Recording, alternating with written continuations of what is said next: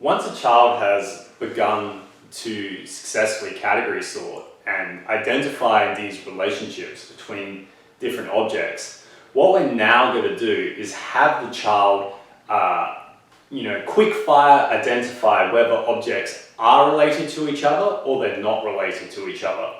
So we're going to start teaching some basic concepts about same and different, expressively and receptively. So in this situation, we're going to use these plates like we did in a similar drill because it creates the nice separation between the two objects. You're going to see here we have a green truck in one plate and a yellow car in the other plate. And I have the corresponding matching yellow car and the corresponding matching green truck. You can use any materials for this. You essentially just need two pairs of things that match, whether that's cards, 3D objects, whatever you want, whatever's available around the house. And it's simply going to be delivered like shelter, put with same. Great work, okay. Shelter, put with same. Good work. Now, this is where this is going to get difficult for our children. So far, they've been matching. We've been really trying to teach them how things are related to each other.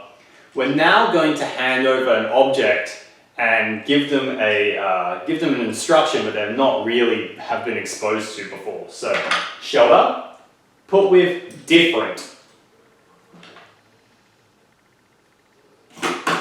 Shelter happens to be a genius in this situation, so she successfully put with different. But that's going to be really hard for your little guy when they first begin doing this, but that's totally okay. This is a very important skill to develop because, yeah, it's going to help massively with their communication. Now, we start off in this basic situation where we have two pairs of A and two pairs of B, and we do this in this we're saying put with same, put with different, put with same, put with different. This can take a while to develop. Once this is being done fairly well, we can start just presenting our child with various combinations of our two pairs.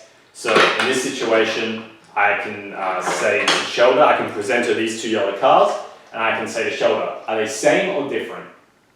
Same. I can present her with the yellow and the green truck and say, are they same or different? Different. So now she's done it receptively and she's done it expressively, but this is still a very basic version of where you can go with this. And the reason why this is a really important baseline skill to be able to have is you can go to some really interesting places where the child is having quite a lot of high level cognition, which is going to bleed over into their language. So while this basic same or different is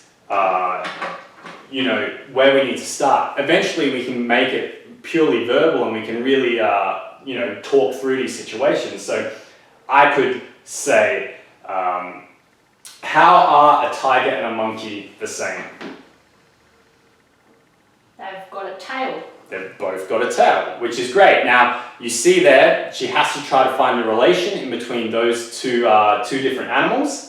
And that's something that we've already attempted to teach earlier on in these sets of videos.